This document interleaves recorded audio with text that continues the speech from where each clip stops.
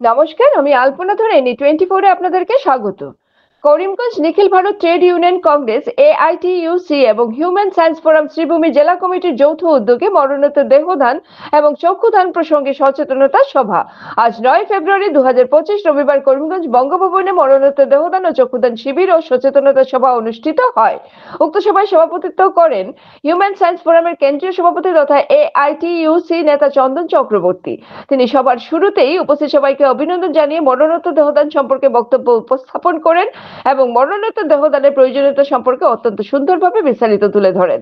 চন্দনবাবু বলেন, আমরা দীর্ঘ কয়েক বছর ধরে এই প্রচেষ্টা চালিয়ে যাচ্ছি এবং মানুষের মধ্যে সচেতনতা গড়ে তুলতে কাজ করে যাচ্ছি। আমাদের প্রচেষ্টায় অনেক মানুষ ইতিমধ্যে মরণোত্তর দেহদান ও অঙ্গদানে অঙ্গীকারবদ্ধ হয়েছেন। আমরা সেই সংখ্যাটা আরো বৃদ্ধি করার লক্ষ্যে এগিয়ে যাচ্ছি। আজকে শিক্ষিত প্রগতিশীল চিন্তাধারা সম্পন্ন ব্যক্তিত্ব এগিয়ে আসার প্রয়োজন আছে বলে মন্তব্য করেন চক্রবর্তী। এদিনে সবাই উপস্থিত হয়ে মরণোত্তর দেহদানের চুক্তিপত্রে স্বাক্ষর করে দেহদান করতে অঙ্গীকারবদ্ধ হয়েছেন 12 জন লোক। তারা যথাক্রমে সীমা দে, লক্ষ্মী দাস, পরিমল দে, সুব্রত কুমার দাস, অনন্য দত্ত, অজিত কুমার ধর, সুবিতা চৌধুরী, ময়ূরী ধর, বিজিত লাল চন্দ প্রমুখ। যারা যারা মরণোত্তর দেহদানে অঙ্গীকারবদ্ধ হয়েছেন সবাইকে AITUC এবং হিউম্যান সায়েন্স ফোরাম শ্রীভূমি জেলা কমিটির পক্ষ থেকে সবাইকে উত্তরীয় দিয়ে সংবর্ধিত করা হয়। এদিনে সবাই উপস্থিত ছিলেন জেলার বিশিষ্ট চিকিৎসক ডক্টর মোস্তফা আহমেদ, বিশিষ্ট শিক্ষাবিদ শনিত রঞ্জন দত্ত, বিশিষ্ট শিক্ষক সুশোভন চৌধুরী, হিউম্যান সায়েন্স ফোরামের কেন্দ্রীয় সম্পাদক হানিফ বরবুইয়া, কেন্দ্রীয় কমিটির অন্যতম কর্ণধার বিবেক আচার্য, কেন্দ্রীয় সহসভাপতি তথা শ্রীভূমি জেলা সম্পাদক বনজ দেব, শ্রীভূমি জেলা সম্পাদক প্রবীর রঞ্জন নাথ, করিমগঞ্জ প্রেস ক্লাবের সভাপতি PK রায় প্রমুখ। এদিনে সবাই বক্তব্য রাখেন বিবেক আচার্য, বনজ দেব, প্রবীর রঞ্জন নাথ, PK রায়, সুশোভন চৌধুরী, শনিত রঞ্জন দত্ত, ডক্টর মুস্তাফা আহমেদ সহ অন্যান্যরা। বিবেক আচার্য বলেন, আমরা মানবিক দৃষ্টিভঙ্গি থেকে এই সকল কাজ করে যাচ্ছি। এখানে যারা মরণোত্তর দেহদান করছেন মৃত্যু পরবর্তী সময়ে তাদের সকলের মৃতদেহ যেন তাড়াতাড়ি সংরক্ষণ করা হয় সেই ব্যবস্থা করতে হবে, যাতে নির্ধারিত সময়ের মধ্যেই দেহটা হাসপাতালে পৌঁছানো যায়, মানুষের কাজে আসে, সেই দিকে সরকারের লক্ষ্য রাখা উচিত। এই সকল মৃতদেহ নেওয়ার জন্য আলাদা করে অ্যাম্বুলেন্সের ব্যবস্থা করা প্রয়োজন। হাসপাতালে আলাদা মর্গ তৈরি করা, আলাদা করে কাফিনের ব্যবস্থা রাখার দাবি জানান তিনি। শেষে উপস্থিত সবাইকে ধন্যবাদ জানিয়ে সবার সমাপ্তি ঘোষণা করেন চন্দন চক্রবর্তী। আপনারা দেখছেন N24 চ্যানেল। এভাবে আরো খবর পেতে N24 ইউটিউব চ্যানেলকে সাবস্ক্রাইব ও ফেসবুক পেজকে ফলো করে আমাদের পাশে থাকুন। মানব সমাজের সৃষ্টি এবং আমার এই দেহদানটা যাতে মানব সমাজের কাজে লাগে এবং কাজে লাগানোটা যাতে আমাদের সংগঠনটা যথাযথভাবে ফলো আপ করে এই জিনিসটা যাতে হয়। নমস্কার, আমার নাম অনন্যা দত্ত। আজকে 9 ফেব্রুয়ারি 2025-এ আমি মরণোত্তর দেহদান করলাম। আসলে অনেক দিন থেকে ইচ্ছে ছিল, আর আমার যেহেতু পরিবারের মানুষরা অলরেডি মরণোত্তর দেহদান করে নিয়েছেন, তাই বলে সেই জায়গা থেকে আমি অনুপ্রেরণাটা পেয়েছি।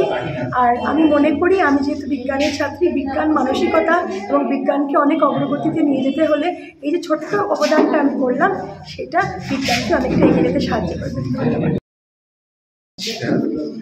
মানে আমার অঙ্গ প্রত্যঙ্গটা যাতে কাজে লাগে এই জন্য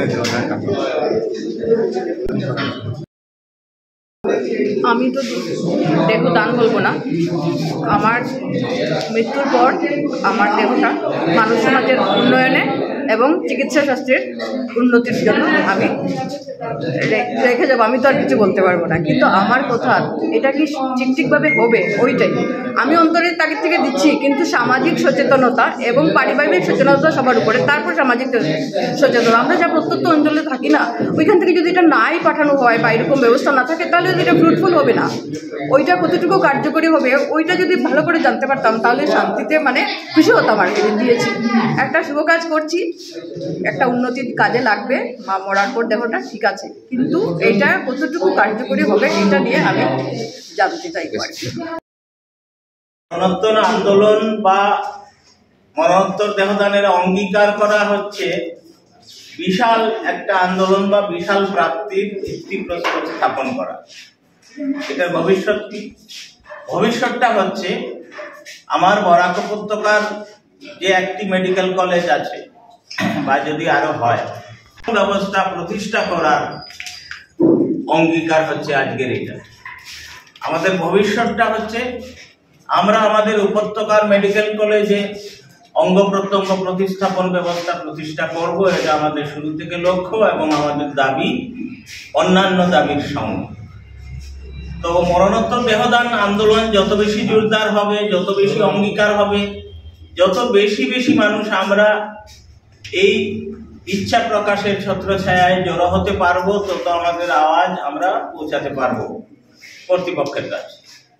এবং বিশেষ করে এই শ্রীভূমি জেলায় যে মেডিকেল কলেজ হওয়ার কথা আমরা শুনতে পাচ্ছি দীর্ঘদিন থেকে, যেখানেই হোক এই মেডিকেল কলেজ স্থাপন যাতে ত্বরান্বিত হয়, সেই আন্দোলনকে মরণোত্তর দেহদানের আন্দোলনের সঙ্গে যুক্ত করতে হবে। কারণ হচ্ছে আজকে মেডিকেল কলেজ যদি স্থাপন হয়, প্রথম যেদিন সব ব্যবচ্ছেদ করতে হবে, প্রথম বর্ষের ছাত্রদের দেহ আনতে হবে, মরদেহ আনতে হবে শিলচর থেকে।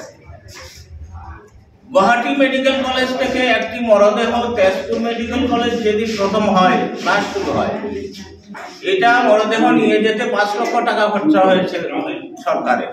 এটা একটা বিশেষ ব্যবস্থায় নিতে হয়, এটা খুব খরচ সাপেক্ষ।